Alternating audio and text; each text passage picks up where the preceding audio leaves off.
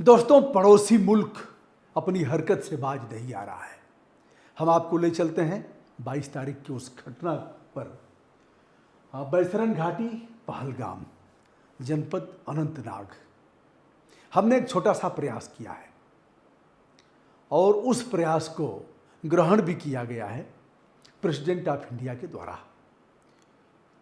जो प्रयास किया है वो आपके सामने है, मैं दिखाने जा रहा हूँ। कलम चलनी चाहिए, टोका टाकी होती रहनी चाहिए। कितना असर होता है इसका ध्यान न देते हुए जिंदा कौमें हाथ पे हाथ रख करके बैठी नहीं रह सकती। दोस्तों, आप यह देख रहे हैं, यह है आदिल हुसैन। जो 26 लोग मारे गए हैं इस घटना में, उसमें एक मात्र कश्मीरी और एक मात्र अगर जातीय आधार देखा जाए तो आदिल हुसैन है, जिसे आप देख रहे हैं। यह है आदिल हुसैन और यह है नजाकत अली। 11 लोगों की जान बचाने वाले नजाकत हैं। और यह है सज्जाद अहमद। बैसरन घाटी, पहलगाम।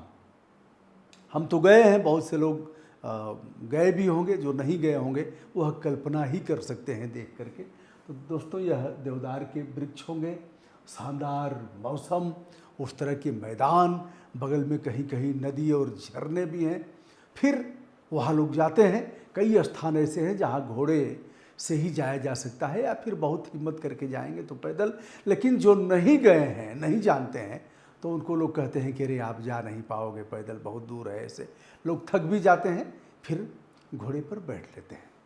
आइए, तो आदिल हुसैन के बारे में मैं बताऊंगा, जिन्हें कंधा दिया है वहाँ के मुख्यमंत्री ने।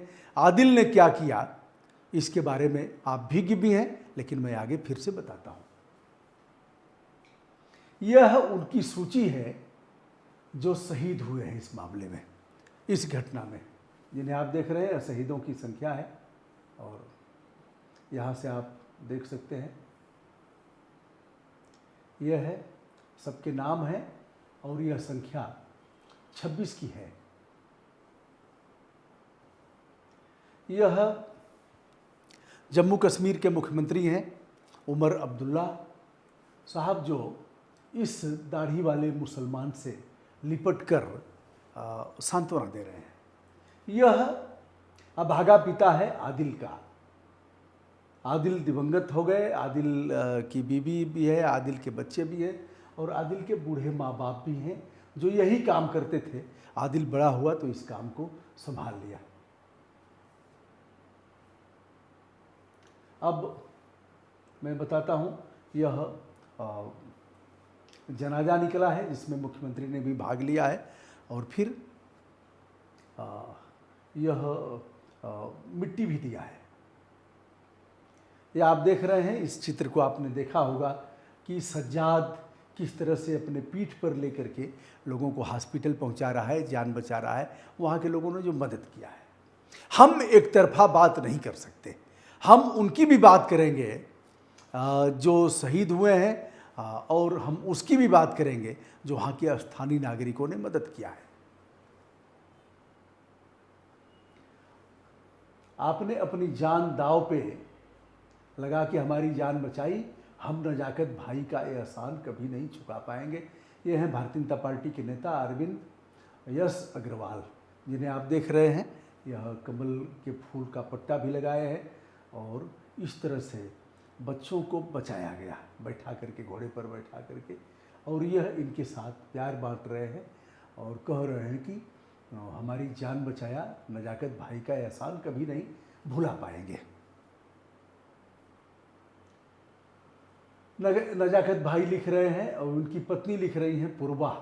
नजाकत भाई, आज भी वो घटना से 5 मिनट पहले का ये वीडियो मेरे जेहन में ठहरे हुए हैं, जब आप मेरे बेटे के साथ खेल रहे थे। सब कुछ सामान्य था और फिर अचानक वो हमला, गोलियों की आवाज़, चीख पुकार, और उस खौफनाक मंजर के बीच सिर्फ एक चीज़ ठहरी रही, आपकी हिम्मत। आपने मेरे बेटे को सीने से लगाया, मेरे पति पूजा भाभी और उनके बेटे को संभाला और हमें मौत के साए से बाहर निकाल लाए। आपकी आंखों में डर नहीं था, सिर्फ इंसानियत थी। आप उस दिन हमारे लिए भगवान बनकर आए थे। आपने सिर्फ जान नहीं बचाई, हमारी पूरी दुनिया को बचा ली। ये मैं एक कर्ज ज़िंदगी भर नहीं भूल सकती। आप हमेशा हमारी दुआओं में रहेंगे।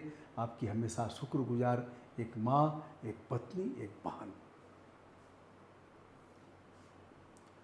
दोस्तों, पहलगाम आतंकी हमले में बाल बाल बचे चिरमिरी के 4 परिवार। यह देख रहे हैं समाचार पत्रों की कटिंग है। स्थानीय कश्मीर मित्र ने जान पर खेलकर बचाई जान और पहलगाम आतंकी हमले में बाल बाल बचे चिरमिरी निवासी। ये आप देख रहे हैं वहाँ के हालात। और परिजनों का कहना है कि राकेश पराशर, पूर्व पार्षद, और कुलदीप नामक के मामा, हम इस घटना में बहुत दुख, और आप पूरा पढ़ लीजिएगा, पढ़े भी होंगे। हम उस विषय पर आ रहे हैं जो हमारे द्वारा कलम चला करके कुछ किया गया है, उसके बारे में हम बता रहे हैं। व्यापारी कश्मीरी ने बचाई चिरमिरी पर्यटकों की जान। चिरमिरी 11 पर्यटकों को कपड़ा व्यवसायी नजाकत अली ने बचाया। आइए,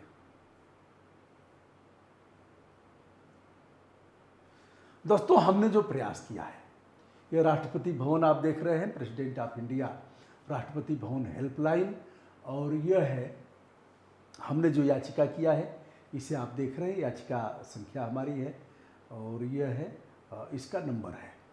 हमने जो किया है उसे हम दिखा रहे हैं।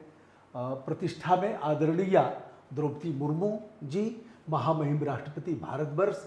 विषय 22 अप्रैल 2025 को कश्मीर के पहलगाम स्थित बेसरान में आतंकियों द्वारा अंधाधुंध फायरिंग कर 26 लोगों की जान ले ली गई। दर्जनों लोग घायल हैं जिनका इलाज चल रहा है। इन मृतकों में पहलगाम इलाके के ग्राम हापटनार निवासी सैयद आदिल हुसैन शाह भी थे, जिनके पिता का नाम हैदर शाह है। आदिल खच्चर और घोड़े से पर्यटकों को बैठाकर अपनी रोजी रोटी चलाते थे। आतंकवादी हमले के समय वे वहीं थे। बताया जाता है कि जब आतंकवादी निहत्थे लोगों को मार रहे थे तो एक आतंकवादी का शस्त्र छीनने और लोगों की जान बचाने में आतंकवादियों ने उन्हें भी गोली मार दिया और उनकी जान चली गई। 26 मृतकों में सैयद आदिल हुसैन शाह इकलौते कश्मीरी थे। बताया जाता है कि सैयद आदिल हुसैन शाह के माँ बाप वृद्ध हैं। आदिल की पत्नी विधवा हो गई, उनके बच्चे अनाथ हो गए। परिवार में कमाने वाला इकलौता सदस्य आदिल ही थे। ऐसी बहादुरी के लिए आदिल को शहीद का दर्जा देते हुए परिवार के भरण पोषण हेतु प्रदेश और केंद्र सरकार की तरफ से 50 लाख रुपए मुआवजा दिया जाए, क्योंकि संविधान में वर्णित सम्मान के साथ जीने का अधिकार अनुच्छेद 21 का हनन सभी पर्यटकों की मृत्यु के मामले में हुआ है। मैंने आदिल के साथ अन्य लोगों की भी बात किया है, क्योंकि उनका जो गरिमा में जीवन जीने का अधिकार है वह सबका हनन हुआ है। यह अधिकार संविधान वर्णित है और इसकी रक्षा करना राज्य का दायित्व है। तो दोस्तों, मैंने कहा है कि हनन हुआ है, किंतु आदिल उन आतंकवादियों से लड़कर लोगों की जान बचाने में अपनी जान गंवाया है। आदिल की बहादुरी को जानते हुए उनके जनाजे में जम्मू कश्मीर के मुख्यमंत्री श्री अब्दुल्ला जी भी शामिल हुए थे।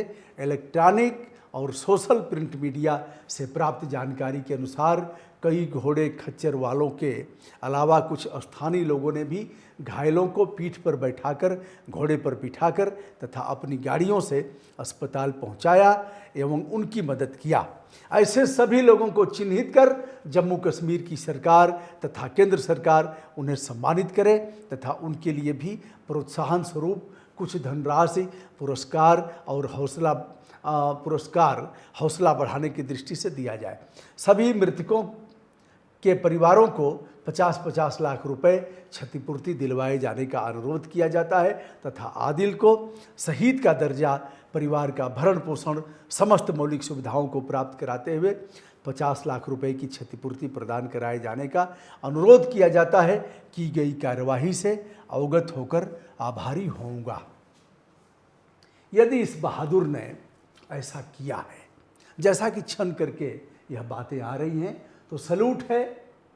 मैं नमन करता हूं और ऐसे बहादुर जवान को सैल्यूट करता हूं जिसने अपने जान की बाजी लगा करके ऐसा किया।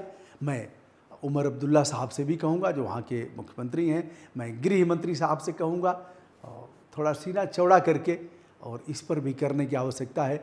वहाँ के एलजी श्री मनोज सिन्हा जी हमारे बड़े भाई हैं, हमारी अच्छी दोस्ती है। मैं उनसे भी अनुरोध करूँगा कि उनके परिवार में वह जाएं और उस परिवार को बुला करके राजभवन में सम्मानित करें।